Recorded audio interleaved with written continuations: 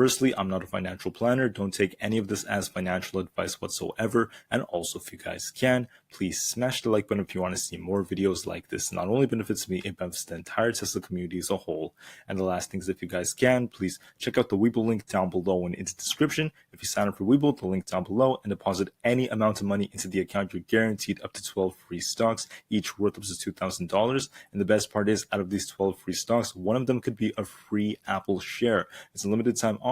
Check out the offer before it ends in just 2 weeks. With that out of the way, let's get on with the video. So over the last year or so, we've seen Tesla drop quite a bit, and this is because the overall market is taking a bit of a hit after everything that has been going on with the Fed, the markets, and so on and so forth. But over the last couple of years, if you actually zoom out, you can still see that Tesla has made absolutely amazing steps in the right direction, and this thing has been pushing up, and it still is respecting an upward trend. Now, the thing about this thing pushing up is Tesla, in my opinion, is still in its growth phase, so we are going to see immense growth in this stage. And investing in Tesla, in my opinion, is similar to investing in Amazon during its earlier days, not when it's fully grown, when it's much, much, much larger. Tesla still has incredible growth coming, in my honest opinion, and not just the growth that's coming is going to make Tesla big, but how they're growing. And that's exactly some of the things that this major Wall Street analyst was talking about. So if we go down here, right here, we can see that this man,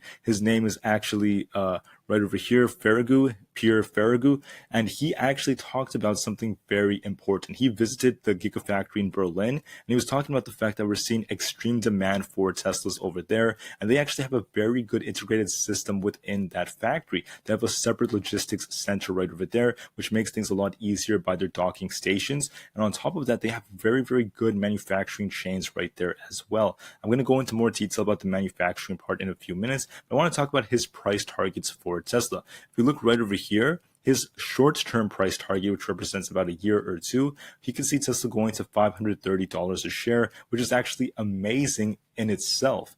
But for the long term, and this is what he talked about, he mentioned that if Tesla were to continue to grow the way it is, if they actually produce 20 million cars per year by 2030, he could see it being worth over $10 trillion.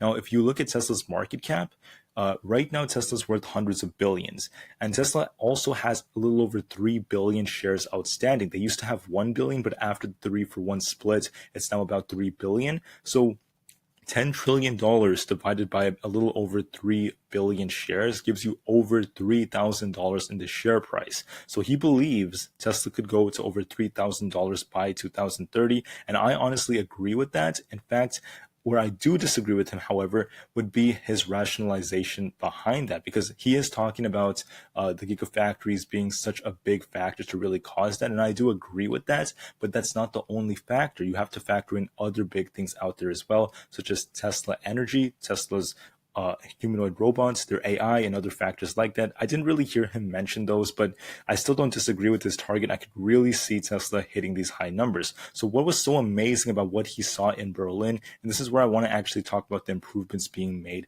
to Tesla. So if we take a quick look at the general assembly lane right over here, you could see that each and every single one of the cars starts off from the same end, and they're actually pushed through it to work on the body parts. And that's where they actually have a new cast system.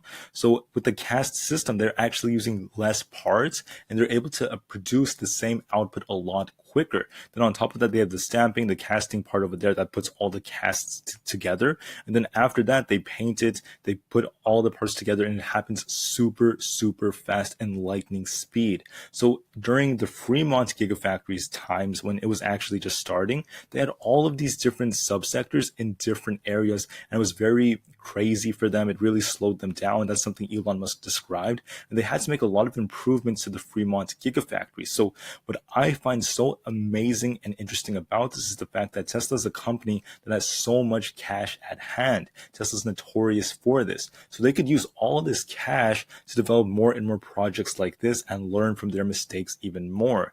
Now, on top of that, if you actually look at the way the Gigafactory works, it's absolutely massive. They have so many different sectors that they could actually work on right over there. They could even work on the big semis. They could work on so many things at once. And on top of that, there's actually a lot of demand in Europe, particularly in Germany as well. So it's very, very cool, especially as they're working on battery cells. I mean, it's just absolutely incredible. Now, when it comes to the actual specs of their production, I think it appears right over here. They're capable of producing one car body every 45 seconds or more than 600,000 per year. So that's brilliant in my opinion. It's going to really help them reach those goals. If you break down the numbers, you could see it's actually estimated that they could actually produce above 600,000 if they actually see a big expansion to come. And it could go as high as 700,000 if they have 24/7 operations for the round year. So in essence, that's 80 cars per hour,